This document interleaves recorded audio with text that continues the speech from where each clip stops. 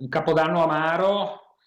in una situazione che è sicuramente surreale. Devo dire, abbiamo una cortina vestita a festa con tanta neve, però purtroppo le restrizioni, che giustamente debbono esserci per tutelare la salute, stanno veramente pregiudicando non solamente il Natale, ma una stagione che poteva dare insomma alcune soddisfazioni. È un'atmosfera sospesa quella che avvolge la regina delle Dolomiti in questo inedito capodanno in fascia rossa, dove però non mancano le polemiche per una foto social che ritrae un Corso Italia popolato e c'è chi parla di assembramento, ma il sindaco non ci sta, quella foto è stata scattata la sera del 30 ancora in fascia arancione e tutti portavano la mascherina. A sua volta è lo stesso primo cittadino a mandarci in tempo reale le foto di un corso desolato. Il vero problema, dice Ghedina, sta altrove. Al di là ovviamente di chi è lì che fotografa e fa, insomma, vuol fare un po' il fenomeno dimostrando qualcosa che in realtà invece qui è una tragedia perché manca il lavoro e sappiamo che il Natale incide per circa il 35-40% sull'intera stagione invernale,